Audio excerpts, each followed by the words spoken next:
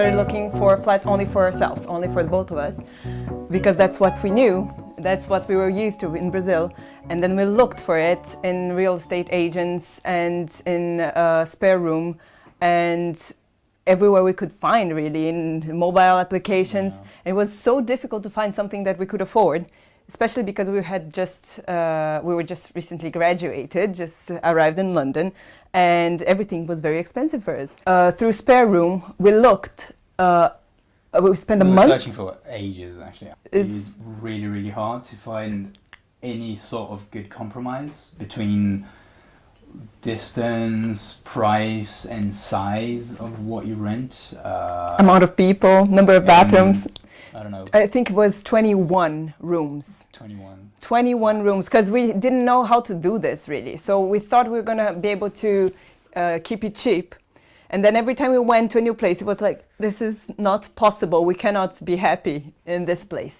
Yeah, and we kept searching, and we thought we would have luck, you know, because we had friends that were renting for longer. So they had better deals. But this year, these last years, it's just impossible. You know, if it's cheap, it's because it's bad.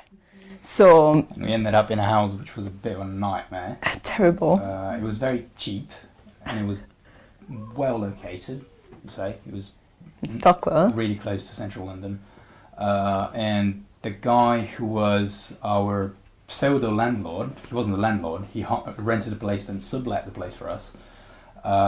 He was crazy, drunk, drug addict who treated us very, very badly. Yeah. It was terrible. I mean, we went to see the place, and his friend showed us the place. And she said, no, they're very nice, they're lovely. And his friend was really nice and was staying there for free, we learned later.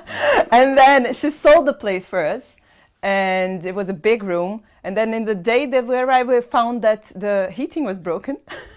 And we met the guy who was crazy. I mean, it was the worst person I met in London. And I was living with him, and the cat had 5 kittens in that week.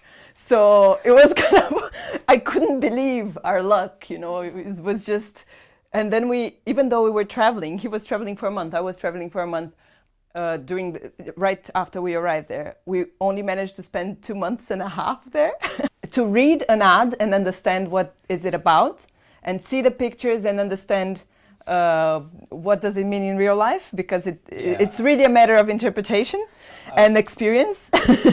They are so misleading. All the adverts, well, most of them. Not all of them, but I'd say the biggest part of them are absolutely misleading into what they are, how big the rooms are actually. They never give you enough information, so you have to end up going to see the place and just wasting your time many times. People never give you, like, they say, oh, there's a huge room, and it's like 1 by 1. When you get there, it's like, that's not a huge room. So they always try and use adjectives instead of actually putting measures and decent pictures that actually show the place and stuff like that. So I think just being truthful and thorough with the information you're providing when you're trying to rent a place, that would go a long way into making the process less painful and less time wasting, I suppose. Because you end up visiting lots of places that you would never want to visit if you knew a little bit more about them. No one tells you how big anything is here. It's just they're actually withdrawing information, so you can't make an informed choice. And you have to go and visit. Yeah. They're actively wasting your time, and that's to make you desperate. It feels like it's like they're actually manipulating it. It kind of feels like it's an evil. How do you say this? It's really just ugly like business. The amount of adverts you see of, oh, great big room, and there's a picture of the toilet, and that's the only thing there is in the advert. No other information whatsoever. What I felt when I was looking for a room in a house to rent a room is that the landlords offer places that they would never ever accept that someone from their family would live in. So it's really poor living conditions. It's, you know, no living room, everyone eating in their own rooms. It feels like they butcher a place up, and just to make the most money, and they don't care about the place, they don't care about people. It's cattle. It feels like they're treating you like cattle. And it's horrible. It's kind of, I never met them, But it feels like, you know, how do they sleep at night?